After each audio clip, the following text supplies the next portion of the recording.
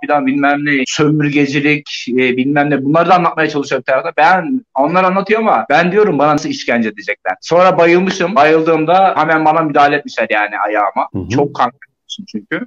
Ayağımı temizleyip diktiler. Yani 18-20 dikiş falan attılar ayağıma. Sonra kendime geldiğimde ayağımı komple yanlardan böyle dallar mallar da koyarak bağlamışlar şey yaptıktan sonra. Dedim ne yaptılar bunlar bana yani. Şimdi ben kendimi öldüreceklerini düşünürken, işkence yapıp öldüreceklerini düşünürken orada tedavi edildiğimi gördüm. Yani o beni büyük şaşırttı. Acaba dedim niye tedavi ediyorlar? Ama ilk başta hiç iyi düşünmüyorum. Yani çünkü kötü yetiştirildi. Ben diyorum bana kesin işkence edecekler. İlk önce iyileştirecekler. Ondan sonra işkence edecekler. Yani işkence fikri aslında bana uzun yıllar, ya uzun aylar işkence etmekten daha ağır geldi. Şu an işkence edecekler, bu an işkence edecekler ama işkence yok yani bu ortamda.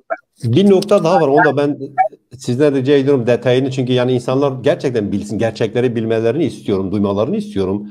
Ve inanıyorum ki doğruları söyleyeceğinize.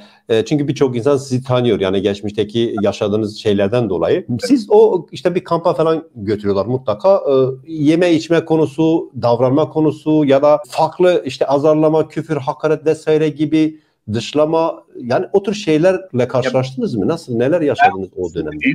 Ben sınırda çatışmada yakalandığımda bir tane de arkadaşlarını kaybetmişler. Ben bir katırda ben vardım ayağım yaralı şekilde Güney Kürdistan'a geçirken, Afrin'e geçirken bir katırda da kendi cenazeleri vardı. Yani şimdi propagandayı bir yere kadar yaparsın. Yani yanında birisi öldüğünde o artık yalan oyun oynayamazsın yani oynayamazsın. Karşı tarafa ne diyorsan onu şey yaparsın. Ben o cenazeyle beraber Güney Kürdistan'a kadar beraber gittim ve bana tek bir kişi bile yani söz bırak göz imasında bile bulunmadılar yani. Yani bırakın sözlü herhangi bir şeyi. Bir şey bile yapmadılar yani. Bu anlamıyla herhangi bir şeyle karşılaşmayı bırakın. Şimdi benim o dönemde şöyle bir şey yapılmıştı. Büyük telsize benim esir alındım. Yani ellerinde esir olduğum bir birim. Tabii bunun şeyin de dinlediğini biliyorlar. Türkiye'nin de dinlediğini biliyorlar. Ki dinlesinler ki elinizde esir var ki yani esirin yaşamının tehlikeye atılmasın diye. Yani benim yaşamım tehlikeye atılmasın diye. Yani ben de tabii ki devlete güvendiğim için o dönemde, orduya güvendiğim için dedim herhalde tehlikesiz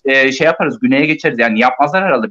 Beni vurmaya, öldürmeye kalkmazlar diye düşündüm. Ama sınıra geldik. O sınır bölgesini Allah'tan çok iyi biliyor ki gerilla. Sınır bölgesine yaklaştığımızda top atışları başladı. Düşünebiliyor musunuz? Yani devlet, ordu kendi askerine pusu atıyor. Yani yaralanmış, onlar için savaşa gitmiş, onlar için savaşmış, savaşta yaralanmış, karşı tarafın eline geçmiş kendi askerine orada pusu atıyor. Yani benim aslında devletle ilk ilişkimin ya da devletle işte o ezberimin ilk kırıldığı o andır. Benim düşmanım bildiklerim beni tedavi ediyorlar ve sınırdan en güvenli şekilde geçmemi sağlamaya çalışıyorlar ve benim dostum, güvendiğim, bütün değerlerimin üstüne koyduğum güç ise bana pusu atarak beni orada öldürmeye çalışıyor. Ki gerillalar çok iyi bildiği için bölgeyi, o bombardımanın içinde ben şaşırıyorum yani çünkü 50 metre arkamızda, 50 metre önümüze, sağımıza, solumuza top, havan atılıyor ve onlarda hiç korku belirtisi yoktu yani. Ya ben şok olmuşum, bembeyaz, zaten kan kaybetmiştim. Yani orada dedim öleceğim yani, öldürecek beni devlet yani.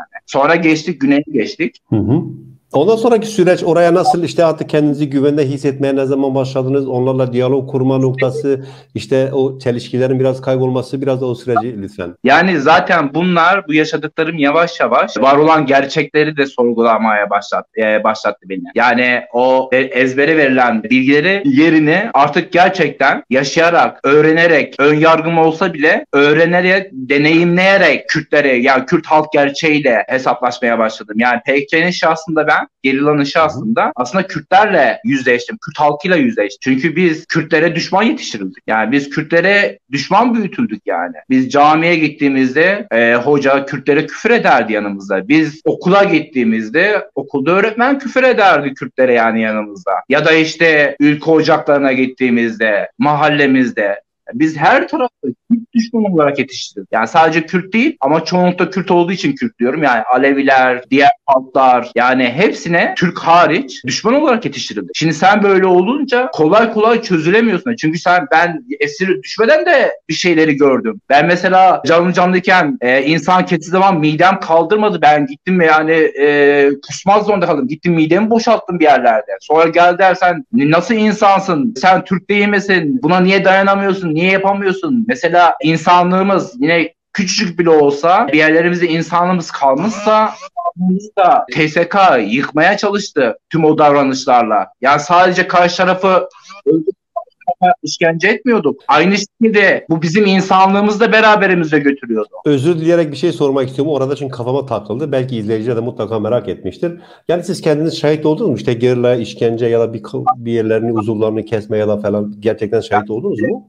Katıldım o tür şeylere. Yani birçoğuna da dayanamadım yani. Ya ben şeyi biliyorum yani helikopterlerden atılan, itirafçı olmadığı için helikopterden atılan gerillalar biliyorum yani. Ya vücudunun üzerine iddiaya giriliyordu. Yani atıldığında vücudu patlayacak mı yoksa dağılmayacak. Yani bunun üzerine askerler iddiaya giriyorlardı yani. Öyle bir gerçeklikten geldik yani. Öyle bir vahşi zamandan, ortamdan gelince elbette kolay şey yapmadık. Biraz PKK gerillaya biraz zor yani bu anlamıyla. Evet. Peki o şeye gittiniz artık. Yani. Evet. Bu tedavi süreciniz de sanırsam bir şekilde bitti artık. Ondan sonra siz yavaş yavaş çalışmaya başladınız. Ne kadar kaldınız ve o sürede hani neler gördünüz, neler düşündünüz, yani pişman olduğunuz şeyler neydi çok kısa olarak ve ne kadar süre kaldınız? Artık bir de o süreye doğru gidelim. Ya ben ne yapıyordunuz? Daha doğrusu ne yiyordunuz, ne içiyordunuz? Yani neler yapıyordunuz? Bir de o da önemli, o detaylar. Ne bulursa en fazlasını bize veriyordu yani. Elinden 90'lı yıllarda biraz koşullar zordu. Yani bugün daha kolay koşullar. Ama o dönemde bazen çünkü 95'te mesela savaş çıktı. Büyük savaş. O Çevik Birliği'nin düzenlediği, KDP'nin de katıldığı, yani o güneydeki güçlerin de katıldığı PKK'ye karşı savaşın ortasında kaldık mesela. Yani ama elindeki en son ekmeği bile kendisi yemezdi gerilla mesela. Yani bize verirdi yani. Elde ne varsa önce bizdik önceliği. Yani özellikle bizimle birlikte gezen gerillalar için söylüyorum. Yani güvenliğimizi alan, güvenliğimizi sağlayan, devletin saldırılarına karşı da alan gezen. Mesela Yaşar Güler diyor ya, biz bunları mağara takip ettik diyor ya. Yani gerçekten de